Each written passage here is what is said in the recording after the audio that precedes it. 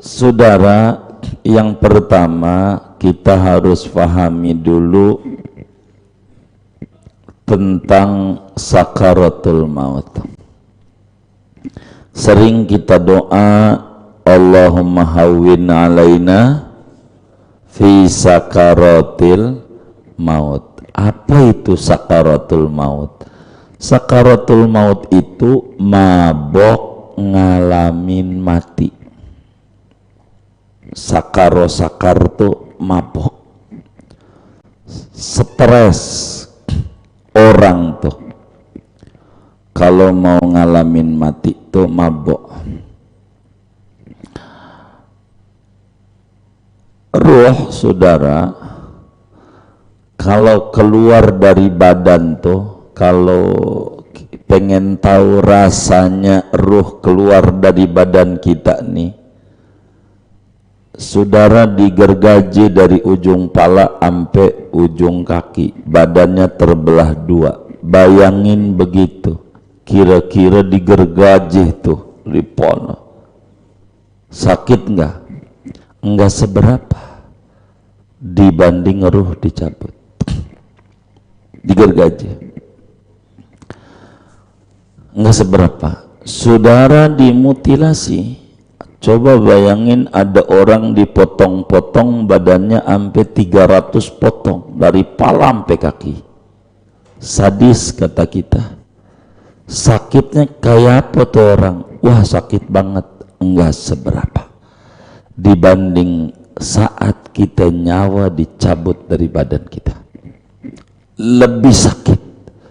Maka sakaratul maut itu hikmah ilahiyah, mabok. Hikmah dari Allah. Nyawa kita orang dicabut itu hikmah besar dari Allah subhanahu wa ta'ala. Hikmah besar. Nyawa itu, kata Nabi dalam hadisnya menjelaskan, sesungguhnya nyawa dicabut itu lebih sakit dibanding badan kita dibacok-bacok sampai 300 kali bacokan. Nabi, sakitnya tuh nanti. Saudara mendingan mikirin ini daripada mikirin iya corona ya, ini aja nih. Karena bakal kita ngalamin ini. Biar kita paham. Ada yang meninggalnya lama sekaratnya, ada yang sekaratnya cepat. Kok bisa? Nah, ini dia harus tahu ilmunya. Kok bisa cepat? Kok kenapa lama? Enggak kiai, enggak ustadz, enggak santri, enggak pedagang, enggak pembeli, enggak dia itu orang muslim, enggak dia itu orang kafir. Bisa cepat, bisa lama, tergantung memahami konsep sakaratul maut. Begitu. Ini kita harus ngaji bagian ini. Begini dulu supaya paham sebelum saya nerangin adabnya. Saudara, alam tuh disingkat ada dua. Alam, biar paham ya. Alam tuh disingkat ada dua alam. Pertama namanya alamul mulki, kedua namanya alam malakut. Dua doang tuh alam. Alam itu ada namanya alam mulki dan ada namanya alam malakut. Apa tuh alam mulki? Alam yang kelihatan oleh mata, namanya disebut alam mulki. Kasat mata, bisa ditemukan oleh panca indera, namanya alam mulki. Bisa oleh mata, bisa oleh tangan, bisa oleh apalagi hidung, lidah, begitu, telinga.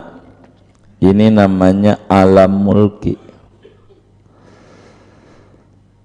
Yang kedua namanya alam malakut, alam non indrawi, tidak ditemukan oleh panca indera. Namanya alam non indrawi. Alam juga alam malakut. Kayak kita nih sekarang yang di Majlis Nurul Fikri nih, masuknya alam mulki, alam malakut.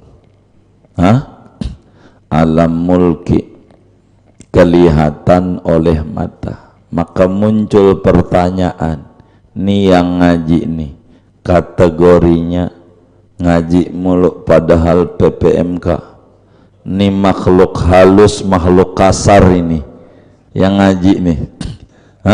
Makhluk halus, makhluk kasar nih. Halus. Makhluk halus, makhluk kasar. Kasar. Orang halus, orang kasar.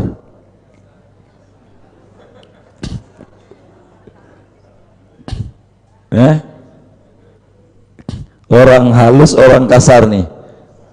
Yang ngaji ini orang kasar. Kalau orang halus hebat, saya bisa ngajarin orang halus.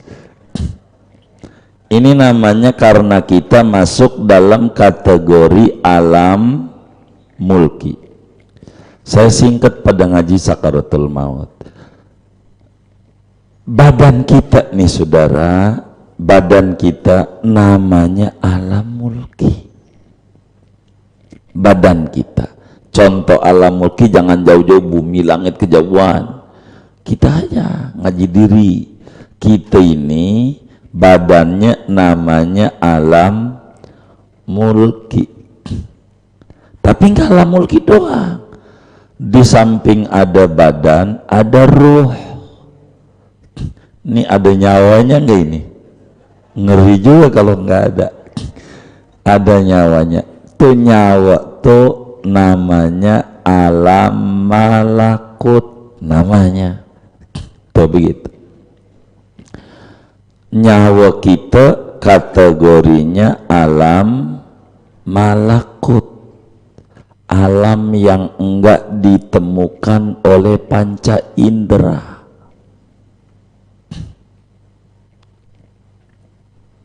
Namanya alam malakut. Nyawa kita tuh, badan kita, jasad, raga, namanya alam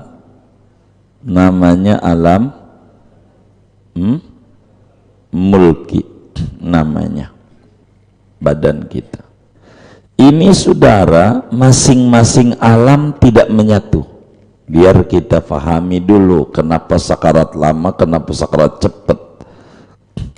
Enggak nyatu, lain alam.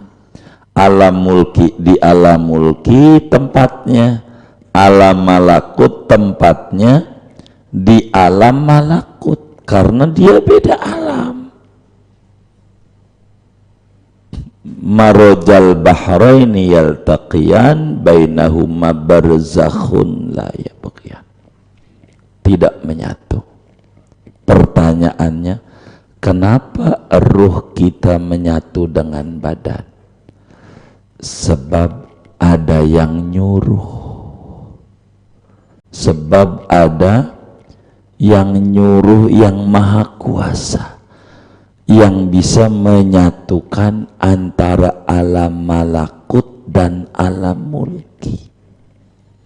Jadi ruh ada di badan kita ini sejujurnya bukan tempatnya, karena dia golongan alam non indrawi, bukan alam ragawi, bukan alam indrawi. Nurutnya ruh nempel di badan kita ama yang nyipta dia, nyiptain ruh, yakni Allah subhanahu wa ta'ala.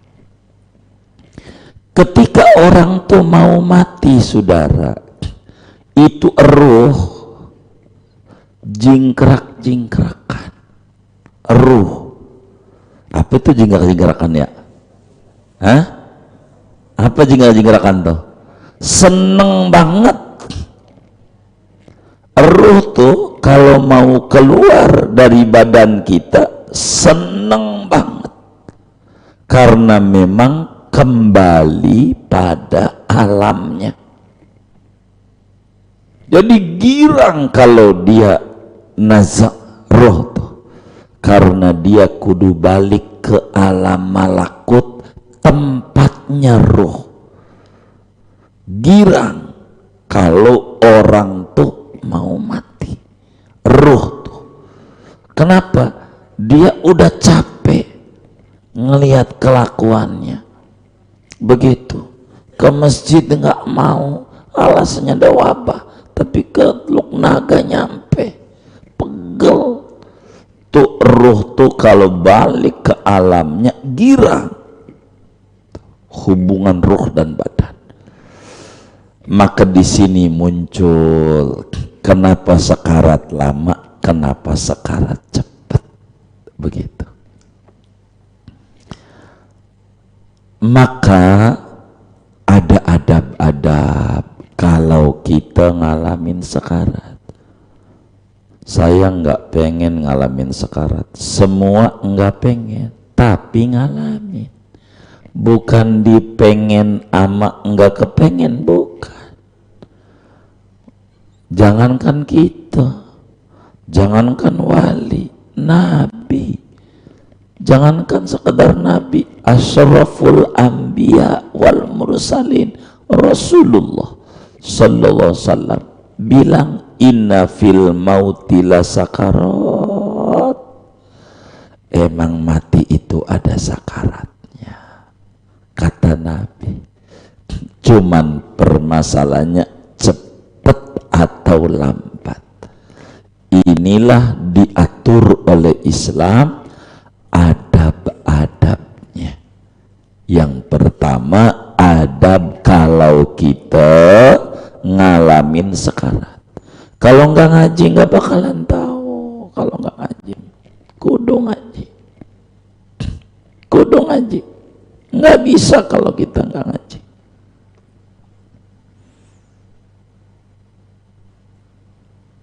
Yang pertama, adabnya nih, kalau kita ngalamin sekarat, kudu ridho dengan ketentuan Allah. Ingetin tuh kalau kita waktu ngalamin sekarat, ridho, ingetin ini. Jadi saudara, kalau kita ngalamin sekarat, kita nggak usah orang dulu kelamaan, kita maka munculkan di pikiran kita jangan yang lain-lain. Jangan, ya Allah ini tagihan masih banyak, ya Allah ini bocah masih kecil-kecil, ya Allah ini bini saya ini bakal kawin lagi apa kagak kalau saya mati, kalau bini laki saya kawin lagi apa kalau gua mati. Ini namanya mikirin yang lain-lain. Jangan mikirin tanah yang di mana, tanah di mana, jangan. Kalau kita ngalamin sekarang, jadi apa yang harus ditaruh di hati? Ridho. Ridho bagaimana? Oh, kan Nabi udah bilang ada mati, ini yang namanya mati. Begitu tuh di hati kitanya. Kalau ngamin sekarat, ini yang namanya mati. Karena udah dijelasin, kullu nafsin dha'iqatul maut. Setiap yang nyawa, punya nyawa, ngalamin, ngerasain, nyicipin mati. Yang punya nyawa nih ngalamin mati, saudara. Ngalamin mati. Yang punya nyawa. Likulli ummatin aja. Setiap orang ada batas waktu hidup. fa idza jaa ajaluhum la yastakhiruna sa'atan wa la yastaqdimun. Kalau batas hidupnya udah habis, kagak bisa mundur, kagak bisa maju. Kalau kita sekarat, ridhoin, lepas. Jangan mikirin tuh bocah masih kecil-kecil, ntar makannya apa. Aduh Allah, masing-masing ada rezekinya. Tuh bocah, tuh bini kalau gua mati ntar makannya apa. Jangan dipikirin. Ya orang mana kebun jeruk, ya nasi lah. Masa mau makan roti dia, nasi. Udah tenang aja, ridho. Ini nih kita kudu punya di hati begitu, ridho bahwa ada hidup, ada mati. Kontrak kita udah habis hidup. Pasang di hati begitu. Kalau kita ngalamin nazak, kontrak kita udah habis untuk hidup. Itu satu, adab sekarat, ridho dengan ajal. Bahasa gampangnya, bayangin ayat-ayat kematian. Kan banyak ayat-ayat mati gitu. Itu harus muncul kalau kita sekarat. Harus ada di otak kita biar kita sakaratnya ringan. Kan kita sering doa, Allahumma hawwin alaina fi sakaratil maut. Ini implementasinya ini, hawwin tuh. Yang kedua, kalau kita ngalamin sekarat, maka bayangin rahmatnya Allah dan ampunannya. Bayangin ini aja.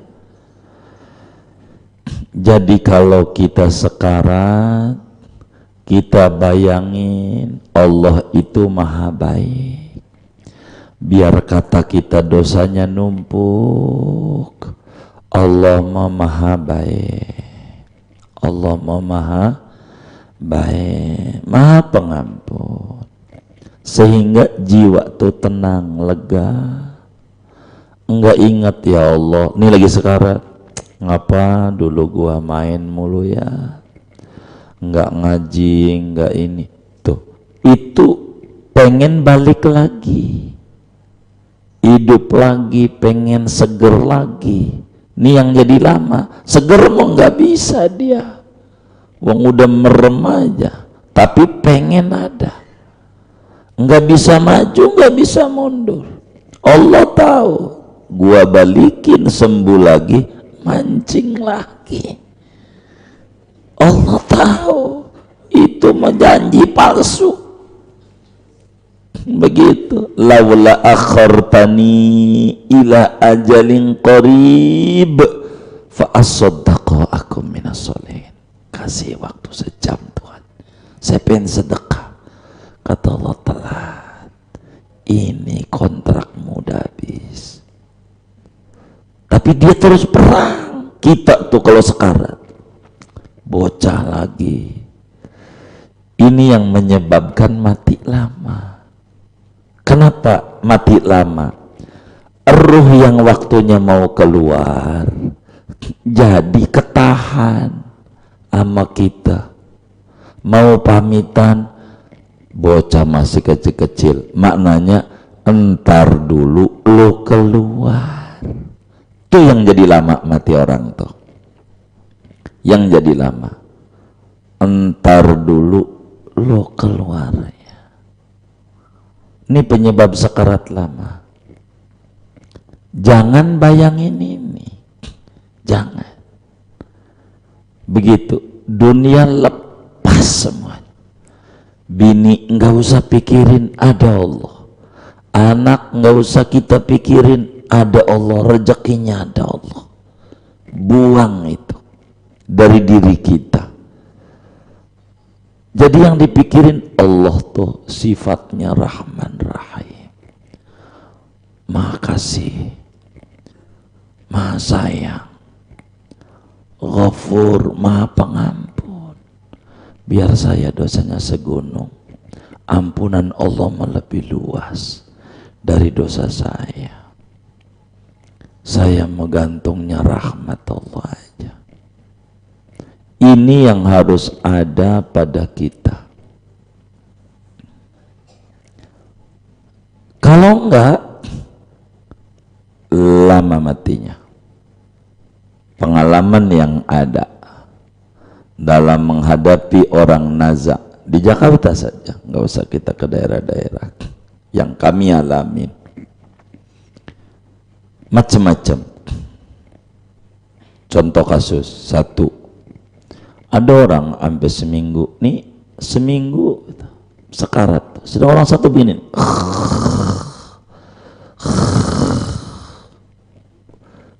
itu pegel di dia. Kita yang lihat aja nangis, dia pegel, perang sama dirinya. Inilah yang kita harus belajar tentang adab kita kalau sekarat.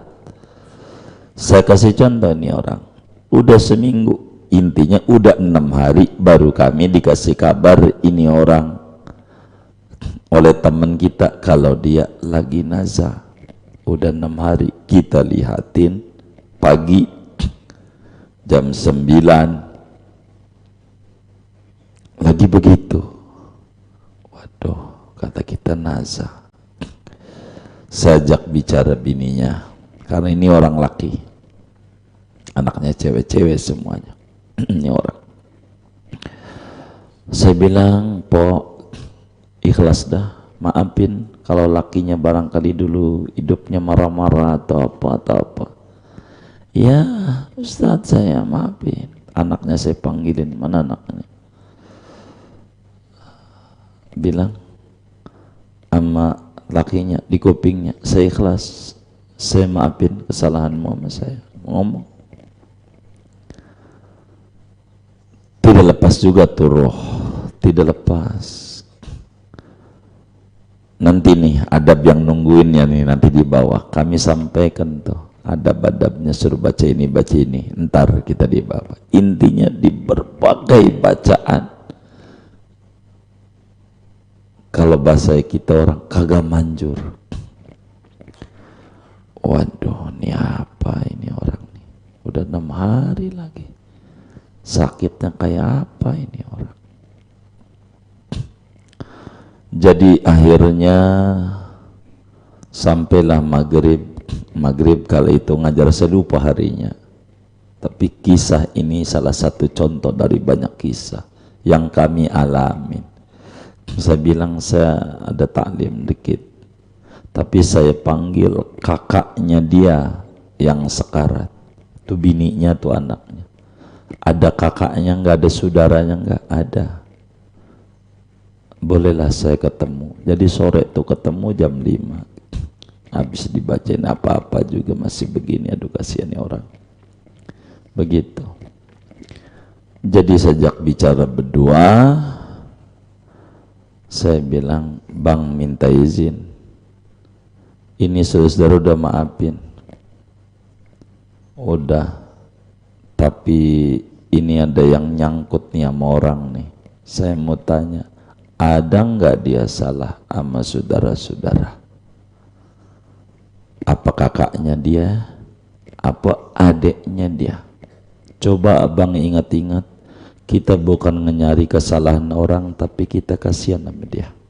Tapi kita harus skip kalau tahu.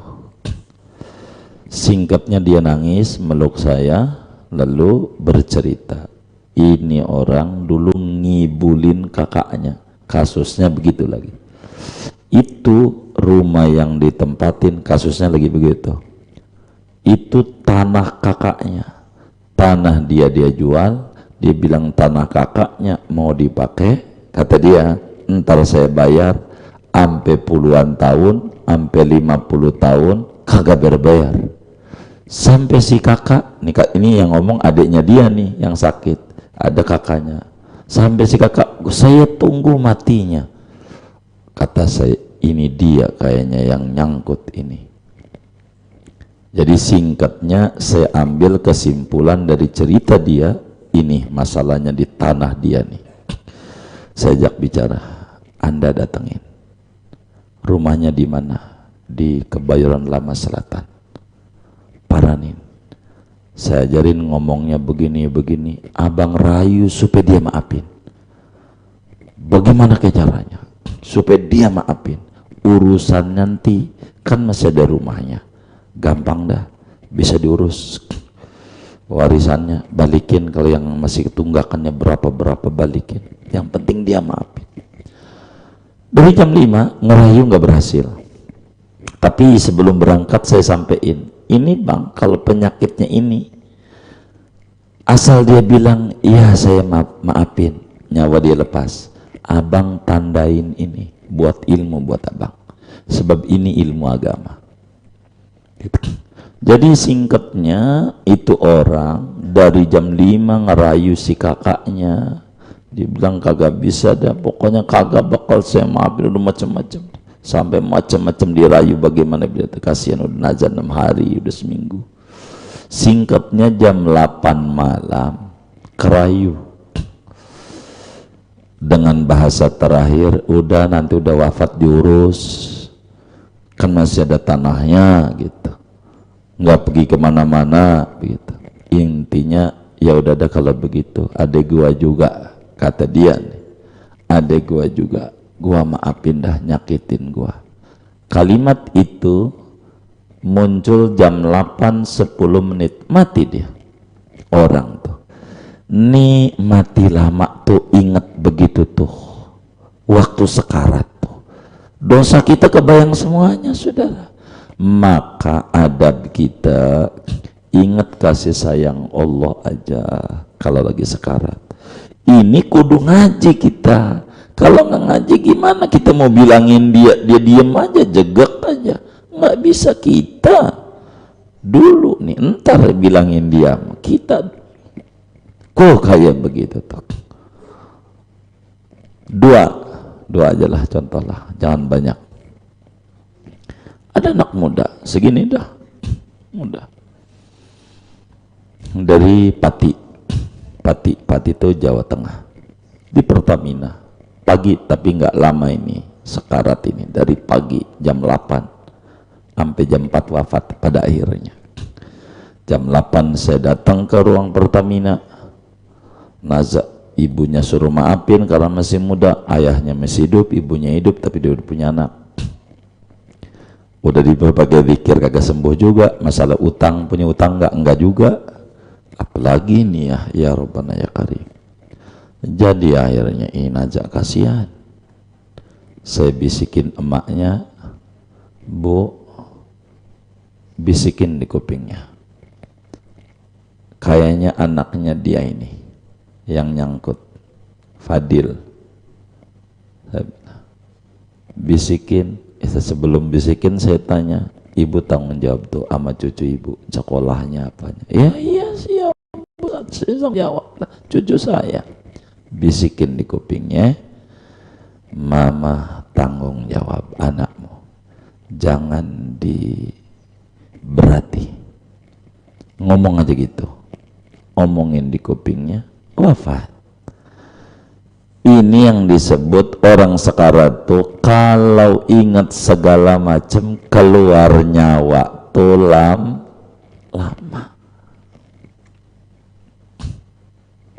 Makanya kita dilatih oleh agama.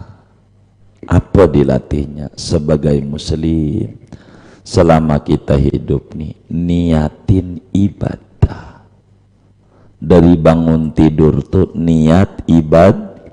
Bapak buka warung, nih tarik warung nih kiosnya, saya ibadah ya Allah, nyari rezeki bekal ibadah.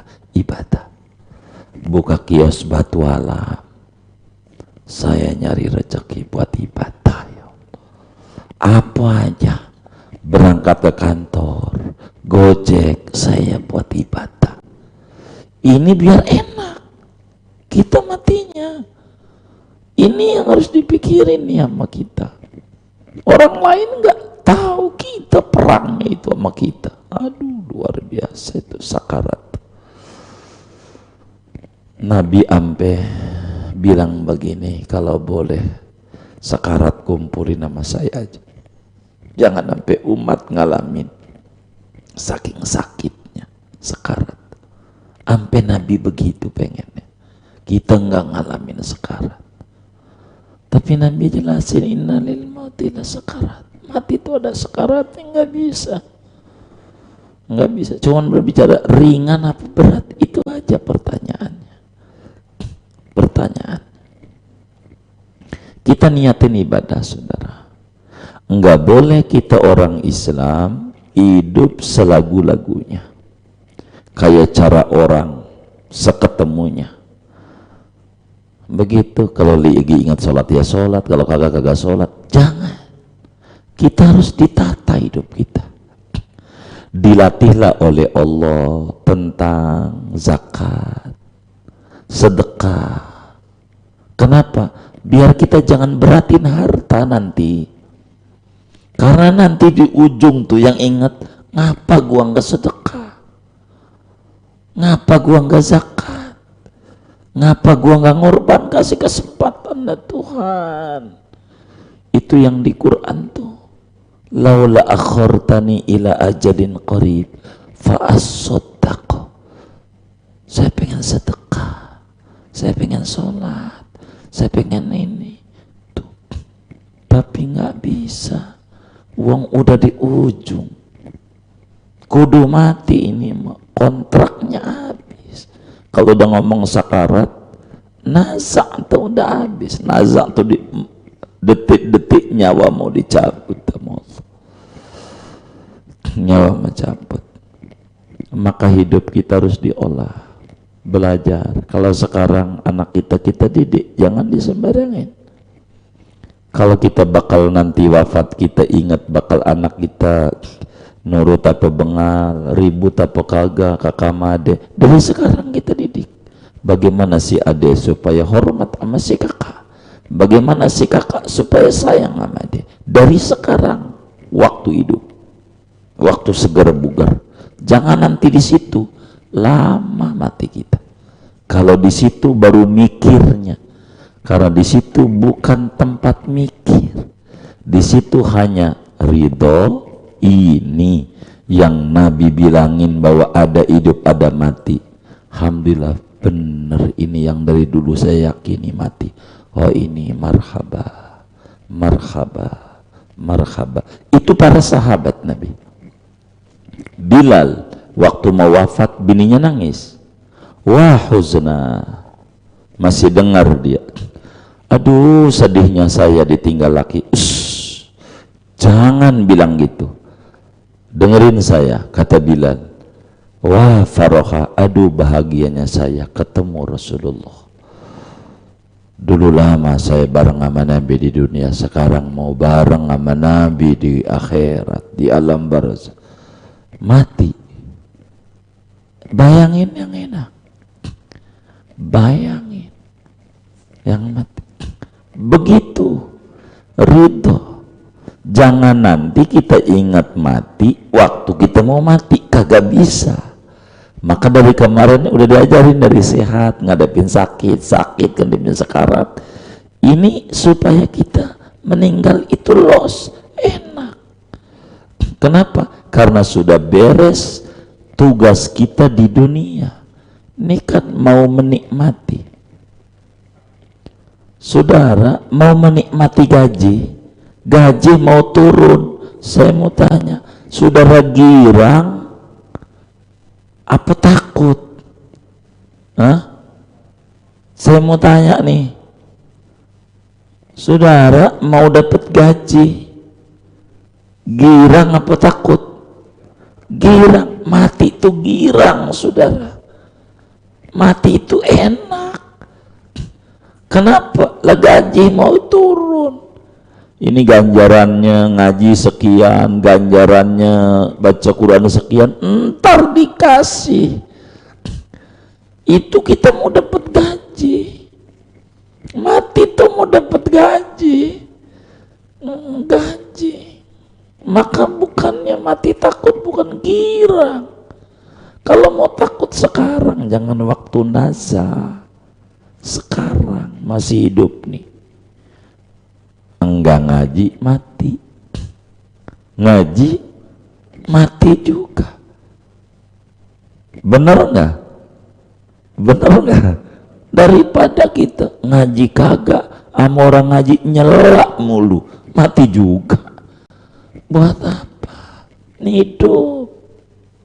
Pikirin ini kita. Gitu, ntar gampang dah. Kalau yang di sekelilingmu barangkali anak kita nggak bisa, ada tetangga yang bisa. Mending ini nih nggak bisa, kudu kita yang olah ini hati. Saat itu kudu ingat amal rahmat Allah. Amal kita nggak ada apa-apanya. Saya bergantung sama Allah aja. Wali-wali begitu. Imam Busiri yang punya burdah. Tadi saya dengar burdahnya itu dibaca dengan jawab ya Rabbi bil Mustafa, ya Rabbi bil Mustafa. Kata beliau, ya akramal khalqi mali man aluzu bihi siwaka inda hululil hadisil amami. Imam Busiri yang tahajudnya itu banyak, tiap malam tidak kurang dari 300 rakaat, baca Quran 3 hari khatam. Itu dia bilang, wahai Rasulullah, tidak ada sandaran saya kecuali engkau aja ketika menghadapi peristiwa besar kematian akhirat, engkau aja. Maka kenapa saya sering ngajak, ayo baca ratib, ayo baca sholawat 100 saja habis sholat, biar nanti enak waktu matinya, enak. Kalau demen baca dalail, enak matinya. Demen baca sholawat, enak. Baca Quran, enak matinya. Dilihatin, oh ini ganjarannya, girang nanti. Ini kudu ada di kita. Kalau enggak bahaya. Maka banyak ayat-ayat, ya ayyuhalladzina amanu anfiqu mimma razaqnakum min qabli an ya'tiya yaumun la fihi bai'un wala khullatun wala syafa'ah. Wahai orang beriman, ayo belanjakan olehmu umurmu untuk yang baik, uangmu untuk yang baik, jabatanmu untuk yang baik, ilmumu untuk yang baik, mulutmu untuk yang baik, telingamu, tangan, kaki. Ayo sebelum nanti datang hari saudara enggak open, temen enggak open, enggak ada dagang jual beli, duit enggak laku, wong kain kafan enggak dikasih kantong, maknanya enggak ada, butuh duit, pertolongan enggak ada. Sekarang jangan banyak mikirin yang enggak, pikirin diri aja bekal di akhirat. Corona biarkan itu, dah ada tugasnya. Kita ini mikirin akhirat, bahaya saudara. Ya Rabb, semoga kita kalau wafat husnul khatimah, amin ya rabbal alamin. Ini penting. Yang ketiga, husnudzon billah. Kalau kita nazar, ingat kita kudu baik sangka sama Allah. Kata Nabi, ana inda dhonni abdi bi, saya, kata Allah dalam hadis qudsi, saya tergantung mindset hamba saya. Kalau di otaknya hamba saya mengampuni, saya ampuni. Kalau di mindsetnya, waduh kena adab dosa-dosa saya adab dia. Maka saat kita sakarat, adabnya pertama ridho, kedua kita bayangin, pikirin rahmat, dan ampunan Allah. Ini Quran bilang begini, la rahmat la maghfiratum mir rabbikum wa rahmah khairun mimma tajma'un. Ampunan dan rahmat Allah itu lebih baik daripada amal yang seumur hidup kita kerjakan. Gantungnya Allah, Allah saja, Allah.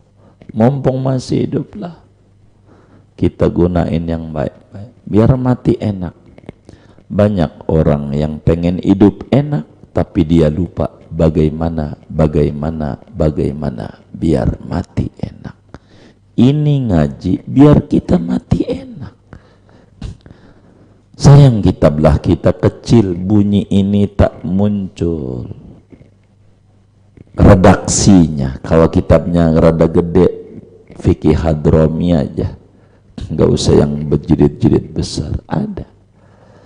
Kalau yang tebal-tebal itu adab-adab ini. Husnudzan.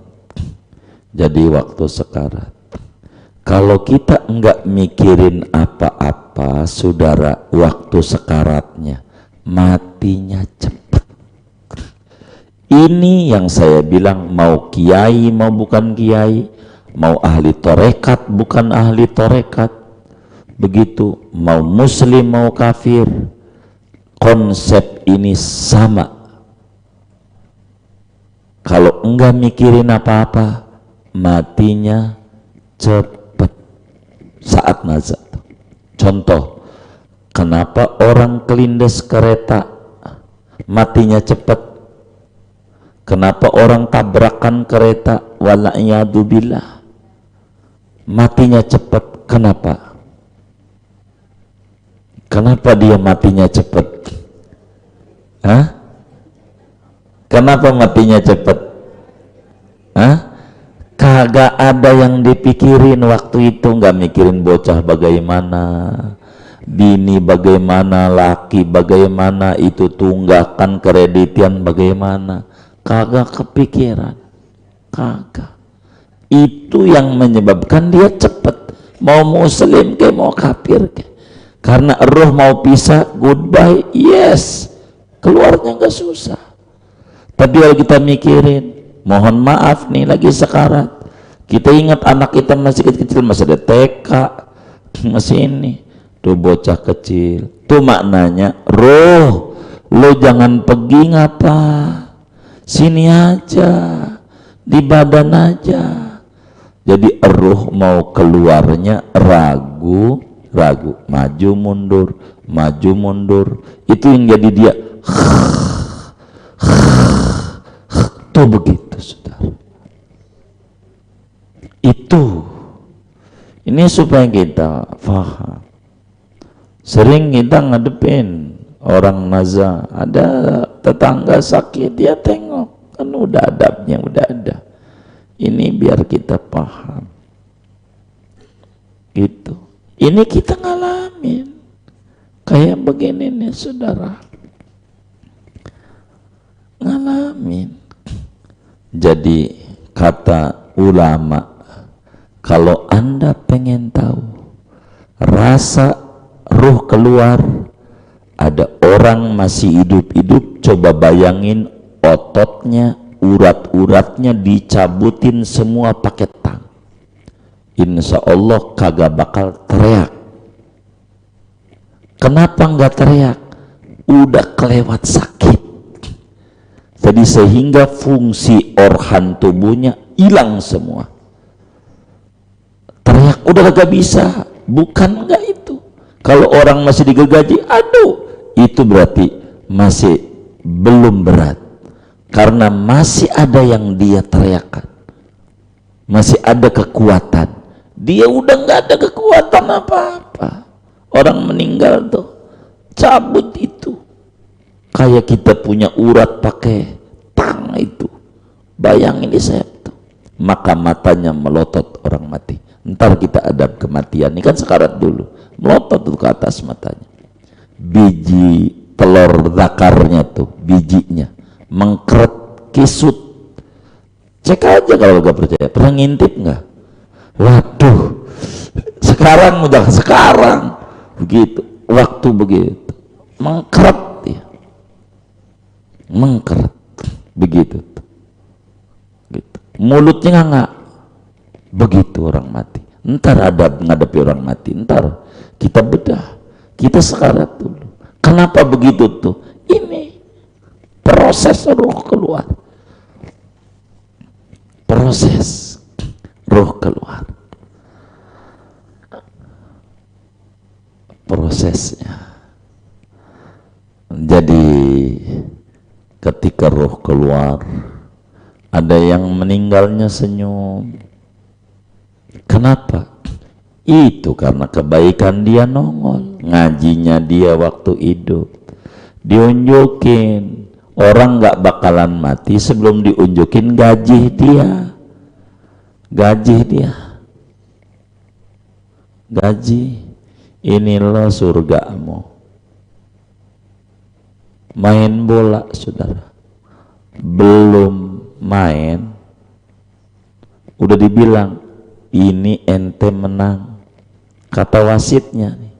Belum main menang, atau kita udah main udah menang 2-1 menangnya, atau kita 1-0 menang, ditawarin sama wasit, ini udah menang, gua pengen tutup peluit panjangnya apa pengen terus. Kalau saudara jadi pemain menang, ditanya pengen tutup apa pengen terus? Tutup. Itulah mereka yang beramal soleh tuh, matiin aja ya Allah. Maka ketika melihat surganya dia nyengir, lagi nyengir mati.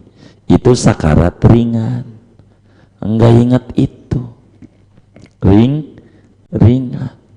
Kayak begini nih, musim wabah, saudara ingat wabah mulu, pegal saudara. Tapi kalau saudara kagak dipikirin, dia bawa aktivitas ringan, karena nggak mikirin itu. Tuh begitu, mati begitu. Kalau mikirin yang lain, keingetan, nyolong jambu aja, pulang ngaji, keingetan waktu mau mati itu, dosa kita diunjukin. Itu mudah ngadepin, yang kita nggak bisa ngomong apa-apa. Kalau udah sekarat mah, sama ini nggak bisa. Maka dirapihkan hidup dari sekarang, rapihin, capek, biar nggak capek nantinya.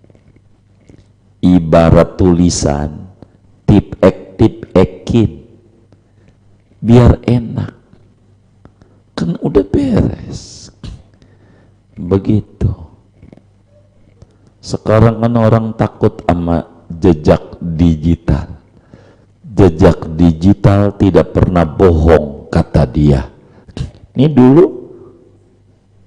kangen di demo nih, begitu kata dia. Jejak digital enggak bohong. Bukan dunia, akhirat lebih nyata jejak digitalnya. Ada itu di Raqib Atid, kelakuan kita ini. Ada. Jadi ini yang harus dipikirin sama kita hidup. Pikirin ini dah. Mati mau enggak kena corona, mati saudara. Bener enggak? Mati juga sebelum ada corona, banyak yang mati nggak di kebun jeruk? Banyak. Kalau kagak, rumah itu kagak kita tempatin, kan bapak kita masih hidup, gong kita mau di mana? Kan gantian manusia normal mati. Tapi biar mati enak, ada adab-adabnya kalau sekarat. Tuh diantaranya. Kemudian apa adab-adab kita yang nungguin orang sekarat? Jadi saudara, kalau saudara kita ada sekarat, ini pakai amalan ini. Saya terangin, nih saudara kita sekarat, nih Jumat sekarat. Saudara nggak usah sholat Jumat, dohor aja. Penting menutup terakhir dia nih, penting. Jangan ditinggal, kecuali ada yang nungguin. Ada banyak orang, perempuan aja banyak, Enggak, gue nggak setuju, gue nungguin itu karena males gitu. Jangan sampai kagak ada orang kita tinggal aja, sian. Itu penting, saudara. Apa adab-adab bagi kita orang yang nungguin orang sakaratul maut? Pertama, hadapkan orang sekarat ke arah kiblat. Caranya ada dua, tapi di kita jarang. Kalau masih bisa miring, dimiringin kayak orang tidur, berarti palanya sebelah mana nih sono? Utara atau selatan? Utara. Selatan sono. Oh, baik. Palanya di utara, gitu. Ngadep sono dadanya, kakinya sebelah sono. Kalau masih bisa miring. Ngadep kiblatnya begitu, umumnya enggak. Karena itu pertama palanya taruh di timur, kakinya di barat, udah itu aja dah. Karena kita jarang dimiringin tuh, jarang. Seringnya kita udah terlentang orang tuh, tapi nggak tahu di kebun jeruk terlentang biasanya. Baik, kalau terlentang palanya taruh di timur, kakinya di barat, diganjel pakai bantal biar dadanya menghadap kiblat. Ini mencari husnul khotimah. Adepin tuh kayak begitu tuh. Bagaimana supaya menghadap kiblat? Ini orang sekarat.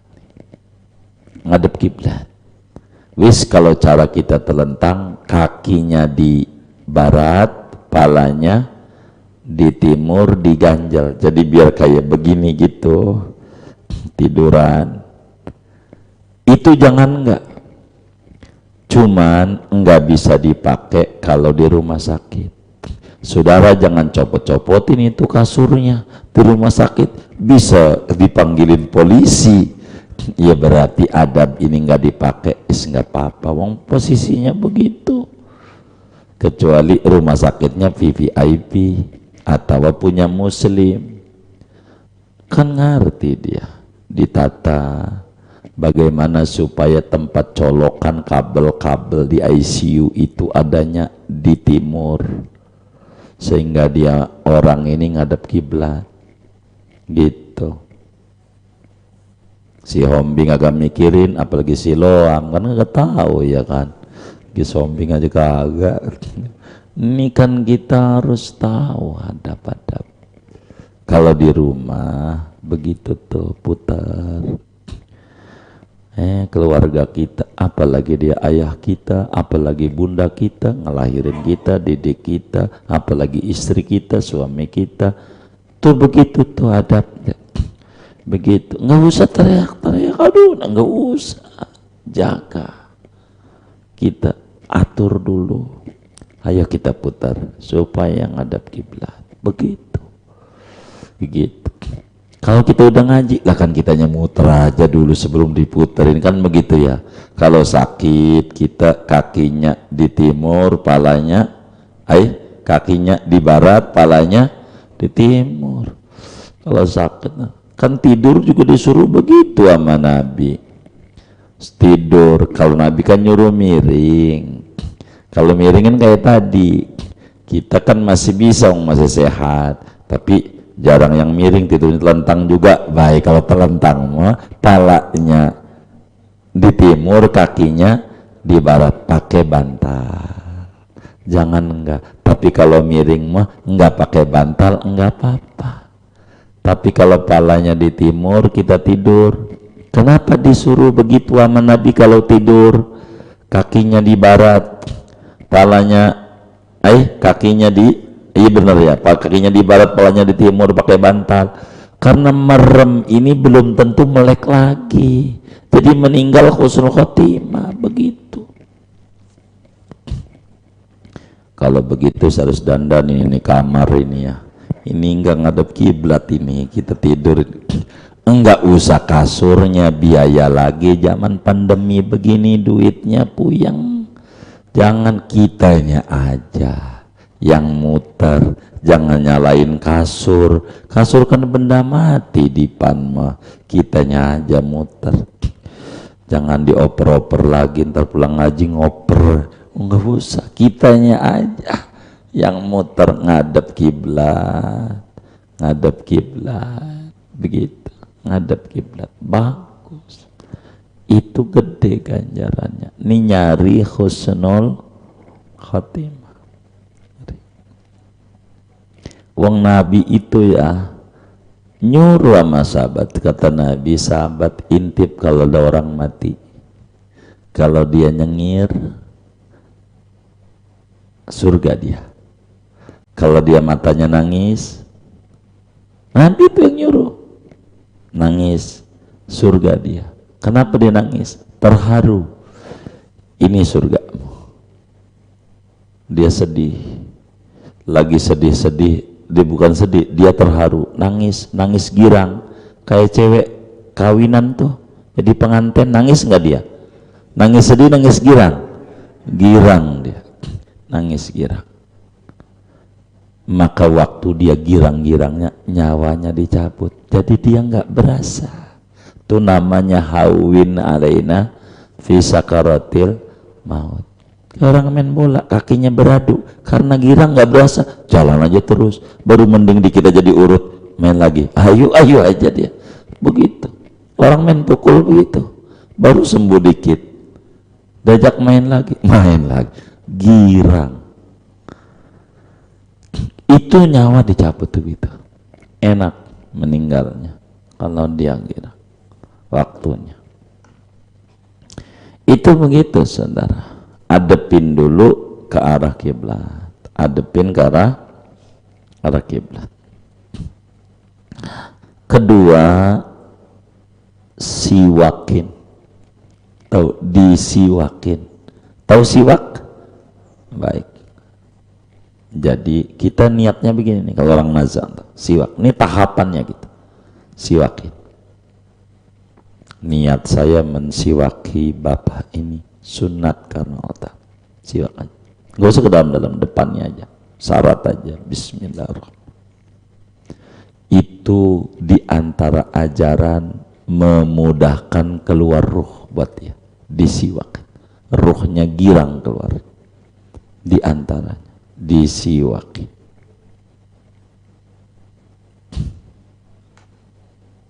Berapa tuh udah? 2 ya. 3, ditalqinin. Apa itu ditalqinin?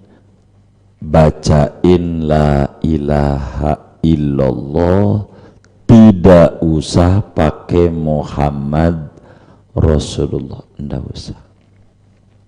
Talqinin namanya, di kupingnya la ilaha illallah. Berapa kali? Sekali saja, sekali saja, tapi catatannya dia ngikut. Sekali aja, yang penting dia ngikut. Yang sekarat nih, berarti kalau belum ngikut 2 kali 3 kali sampai ngikut. Dari mana kita tahu ngikut? Ada banyak cara. Kalau masih proses, masih ngomong, kedengaran nama kita la ilaha illallah, dia ngomongnya. Kalau udah mendekati, goyang-goyang lidah. Ini hebatnya, kenapa la ilaha illallah hurufnya nggak ada huruf bibir. La ilaha illallah, saudara mangap nih, mohon maaf, coba dicek sekarang, mangap nggak usah ditempelin bibirnya, baca la ilaha illallah, baca, tapi jangan di hati, coba dicek. Saudara mulutnya mangap aja, baca la ilaha illallah, tek, biar bisa, coba baca, bisa nggak? Hah? Tuh rahasianya. Maka mulut orang mati mangap kalau kita tukang zikir la ilaha illallah, gerakan lidah doang, mulut mangap aja jadi. Maka ini rahasianya, talqinin la ilaha illallah. Jadi nanti kita intip tuh lidahnya, perhatiin kalau dia goyang-goyang, oh baca, kan dia dengar. Komunikasi nggak bisa karena dia sudah memasuki alam malakut ruhnya. Komunikasi nggak bisa, dia dengar apa aja yang kita lakukan ini, dengar. Nangis pada, jangan, dia bisanya gitu dong, di hati doang, nggak bisa ngomong. Lihat lidahnya, kalau lidahnya gerak-gerak diam, kalau lidahnya udah gerak-gerak diam. Nggak usah ditekan. Waktu nalkin ditekan, jangan begini, jangan nyebut but gitu, muji ji, jangan, nggak usah. Ayo baca, nggak usah, langsung aja la ilaha illallah di kuping, intip lagi lidahnya. Kalau masih bisa ngomong, dia ngomong, bagus, artinya kan kita udah diam.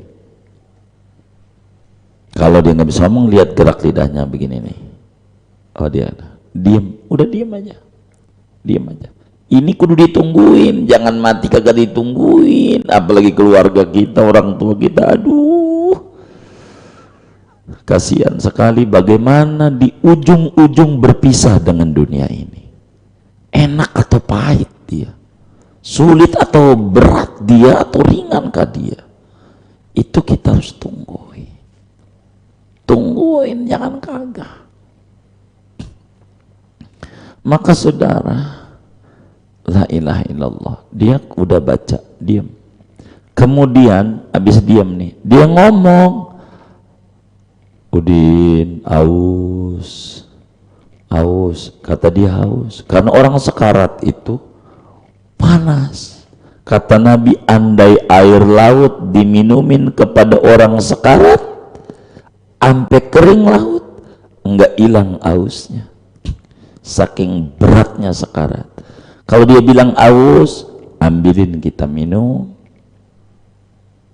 bimbing lagi, la ilaha illallah, bimbing lagi. Ntar ngomong lagi, si bontot mana?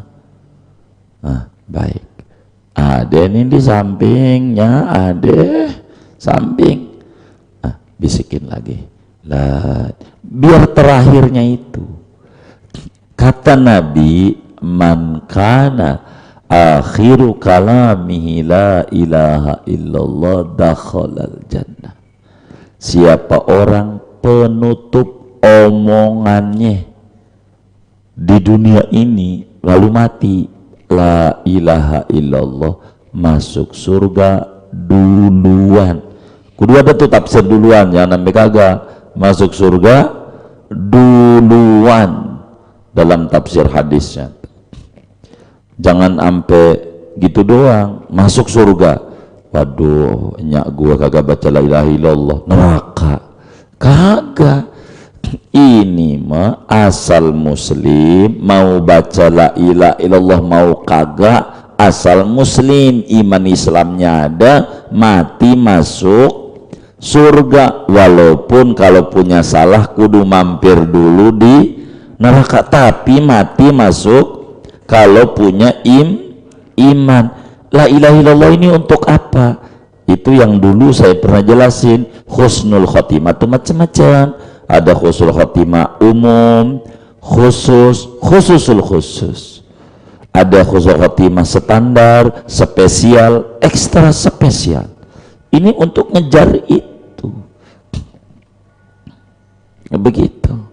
Makanya enggak perlu ditambah Muhammad Rasulullah, wong dia udah muslim. Udah. Kecuali teman kita, saudara kita yang non muslim, waktu wafat baru asyhadu alla ilaha illallah wa asyhadu anna muhammadar rasulullah. Begitu bimbingnya supaya dia meninggal membawa Islam. Nabi begitu ngebimbing pembantunya yang lagi nazar syahadat, karena ada seorang yang sering ngebantuin Nabi, agamanya Yahudi. Ada. Waktu wafat baru kata Nabi, asyhadu an la ilaha. Kata bapaknya nih, bapak saya lupa ini nama sahabat ini, kata bapaknya, ente ikuti Nabi Muhammad aja. Anaknya baca asyhadu an la ilaha illallah wa asyhadu anna rasulullah. Wafat. Nabi baca alhamdulilladzi anqadahu minan nar. Habis wafat, alhamdulillah dia masuk surga, kata Nabi. Sadat. Kalau kita nggak perlu Muhammad Rasulullah, nggak perlu la ilallah ya, karena untuk mengejar fadilah ini. Jadi kalau kemarin-kemarin pakai Muhammad Rasulullah, ndak usah. Waduh, kemarin-kemarin udah jangan mundur, pegel kalau ngaji mundur rumah. Ke depan aja kita ngaji, capek. Apa ya kudu dihidupin lagi, kan susah. Nggak usah, ke depan aja. Kita syukuri, inilah ngaji. Dan harus terima kasih sama pengurus ini. Pengurus kita ngajinya ini aja. Begitu kata kita, ini udah dibilangin, udah. Ya udah kami ikut aja lah maunya. Begitu. Saya tanya lagi, ini minggu mau libur mau kagak? Jangan ngaji, nggak ngaji mati. Oh iya baik kalau gitu, mendingan ngaji mati juga gitu. Gitu.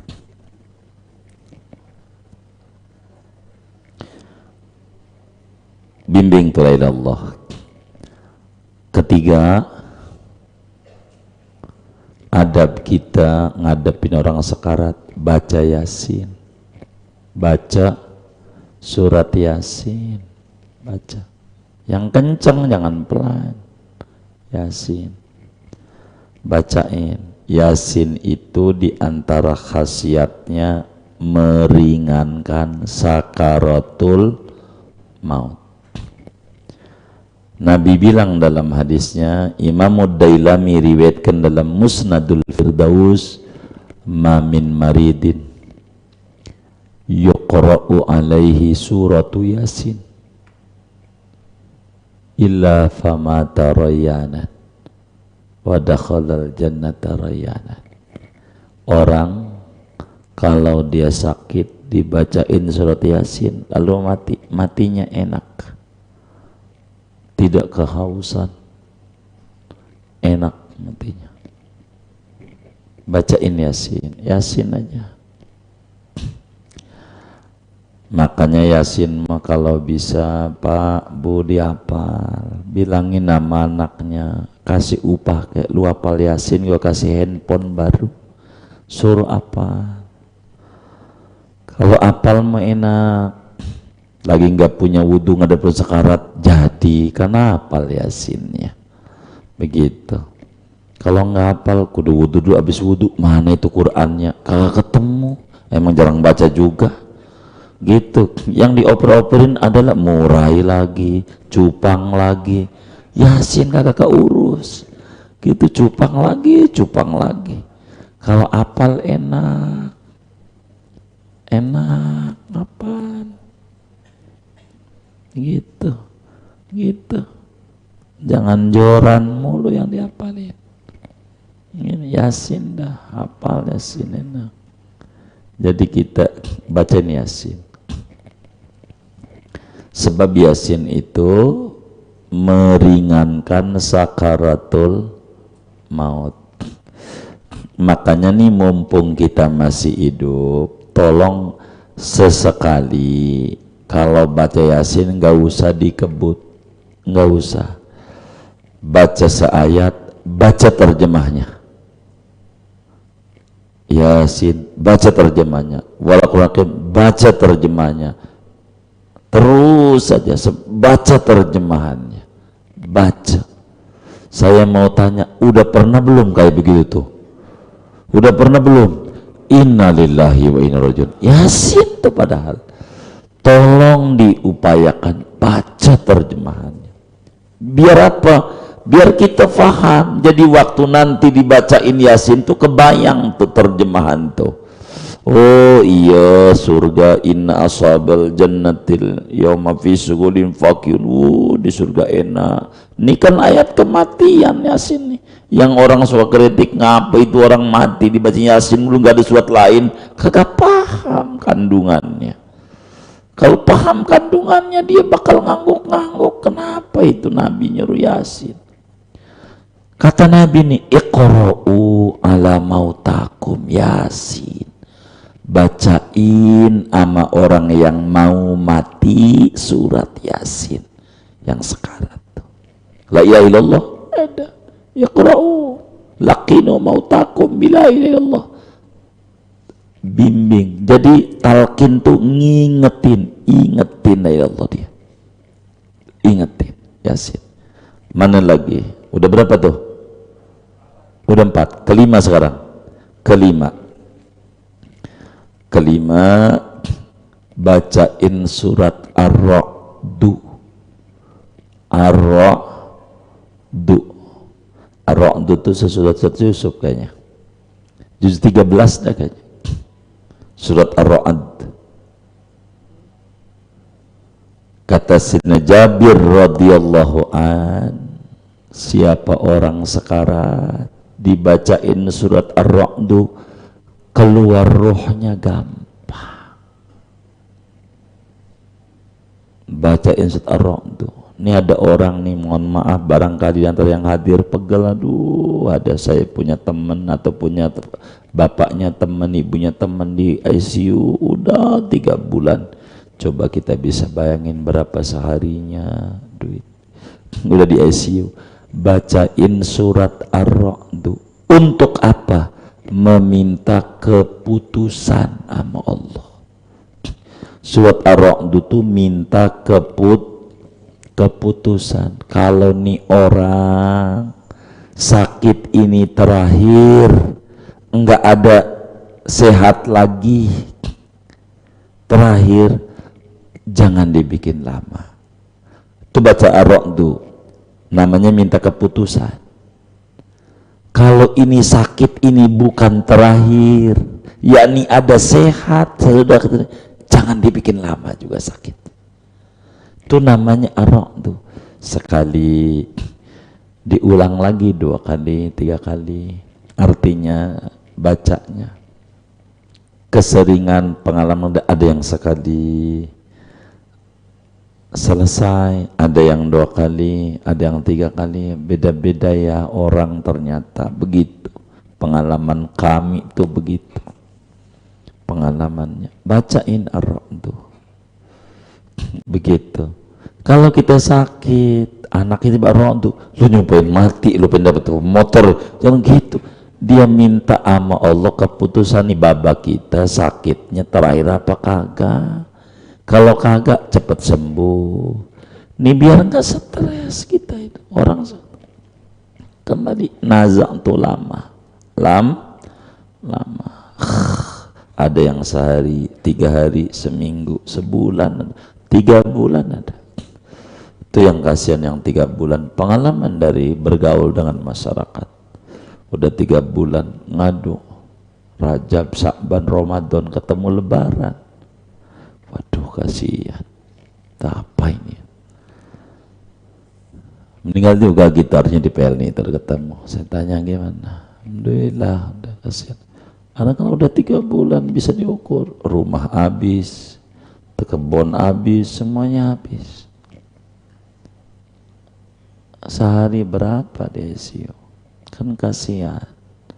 Nyeksa semua yang hidup jadi pegel. Kakak sama adik ribut mulu, lu yang nungguin jangan gua mulu. Itu kan begitu, kan nyiksa. Ardalil umur. Supaya khusnul khotimah baca ratib haddad. Kata Imam Haddad, saya jamin yang baca ratib saya mati pasti khusnul khotimah.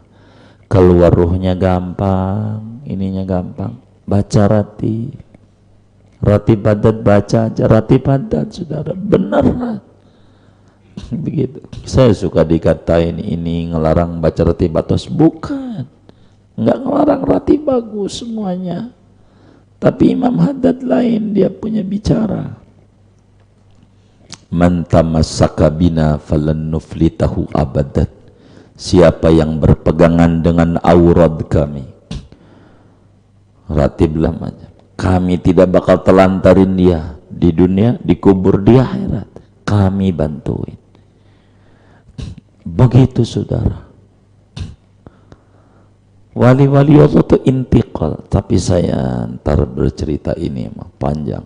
Saya ngomongin sekarat aja kajiannya lagi. Itu penting, baca aurat, baca sholawat. Jadi meninggal nanti biar bila yang bimbing la ilaha illallah, biar wali-wali lah yang bimbing ingetin. Jadi begini saudara, ribetnya orang sekarat nih. Waktu kita sekarat, pada datang arwah-arwah orang yang kita kenal waktu hidup. Mau ngapain? Mau ngibulin kita. Setan ngerupa dia. Tuh yang pusingnya tuh. Jadi kalau orang lagi sekarat, setan langsung teriak, kumpul semua. Ini jangan ampe nih orang mati membawa Islam.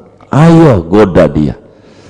Ngerupalah nenek kita, kakek kita, teman kita. Nih yang pusingnya nih sekarat kita orang tuh. Maka setan datang dari sisi kepala, bawa air, mau minum. Orang lagi haus sekarat, ditawarin minum, kan mau. Semua orang, cuman setan bilang, saya ini udah ngerasain hidup, sekarang mati. Tuh, kata nenek kita, ngerupa nenek, kakek, yang kita sayangi. Dia bilang, saya itu mati Yahudi, makanya cakep. Ente ikut Yahudi aja, jangan Islam. Kata kita, ya ikut Yahudi, mati, ya su'ul khotimah. Ikut Nasrani aja, macem-macem. Ampe godaan tuh Allah, ente baca la ilaha, jangan ilallah, la ilaha, kagak ada Tuhan.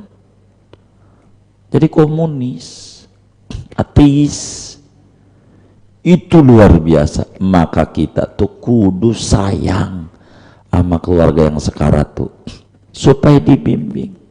Meninggalnya cakep, la ilaha illallah, Yasin ar-Ra'du. Baca nih nasa. Kalau dia meninggal, cirinya dia nyengir, senyum, surga dia. Air matanya netes, ada air matanya, mati, surga dia. Dilihatin nih surgamu, hidungnya mengar, gede, surga dia. Ciri kematian itu. Kalau orang tua sampai ngoroknya mati, baru mati. Aduh, ini su'ul khatimah. Kalau sampai begitu, maka harus dijaga, dibimbingnya sampai berat kayak gitu. Ada yang mukanya hitam padahal putih, ada orang yang biasa mandiin mayit bakal banyak tahu tentang begini-begini. Berat saudara kalau mati, kalau mau jujur berat. Inilah kita harus bantu. Kalau orang sekarat tuh begitu tuh adabnya. Dengan begitu dia meninggal, umpama apa adabnya kalau dia meninggal? Inal rujun, entar itu nomor 100. Tapi kan jangan hari ini, kasihan lewat. Adab-adab ngadepin orang mati. Sebelum manggil amil, sebelum nelpon yang tukang umumin, siapa namanya? Hah? Oh, Bang Ubay. Sebelum bilangin Bang Ubay, entar dulu, sebelum megang HP. Ada 10-an adab yang harus dijalanin ngadepin orang mati itu. Tapi enggak cukup sekarang kalau dibedah. Nanti saja. Mendingan mikirin kayak begini nih saudara. Jangan mikirin kalau yang mungkin puyang. Ini aja nih. Penting karena ini bakal kita ngalamin. Alamin. Kalau baru mati, malaikat pada datang. Malaikat nih, baru mati. Ada yang nyiapin kain kafan dari surga. Ini kain kafannya saya aja yang bungkus. Ruh nih keluar nih. Marhaba, ruh keluar. Gira, ada yang kain kafan dari neraka, entah. Ini bakal ngalamin semuanya, ngalamin apa yang diomongin. Oh, ini yang diomongin ngaji minggu itu begitu, nanti kita bakal tahu itu begitu. Maka yang enak tuh mati nggak ngalamin sekarat, tidur atau tahu mati. Kata orang mendadak mati. Allah tuh kalau mau membuat orang husnul khotimah yang tadinya enggak mau ngaji, setahun sebelumnya didorong di hatinya, ngaji ente, mau mati ngaji ente, dia ngaji, dia sholat, habis itu mati. Orang ya Allah, dulunya bengal tukang mabok, sekarang udah ini, pas mati ini udah ke masjid. Ada nggak sering begitu? Itu memang dorongan husnul khotimah tuh dari Allah. Kadang setahun, kadang 6 bulan menjelang wafatnya begitu. Kita ngeri. Tadinya kita ngaji, mana orang tahunan mati. Waduh, kita jangan. Kan tadi dibilang kalau kita tukang ngaji sakit, ganjaran nggak dipotong. Kan dipotong nggak ganjarannya? Kagak. Tuh dia bisa jawab. Kan keuntungannya orang memanfaatkan hidup begitu. Tapi segini aja lah ngaji kita. Kalau ada yang ditanya monggo, kalau ada yang ditanya silakan. Kayaknya saya Rahmat mau nanya, ya saya tahu, silakan.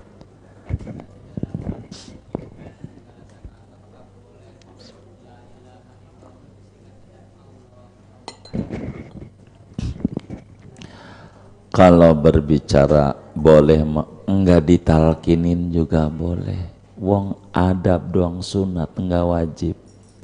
Enggak ditalkinin boleh. Kita mau ngejar surganya biar tinggi. Nabi tuh, tandanya Nabi, man kana akhiru kalamihi Allah, kagak la ilaha illallah dakhalal jannah gitu. Tapi kalau ditanya boleh nggak, pasti jawabnya boleh, sebab tidak ada larangan. Jangan baca Allah, nggak ada. Boleh, tapi la ilaha illallah saja. Begitu. Wallahu a'lam.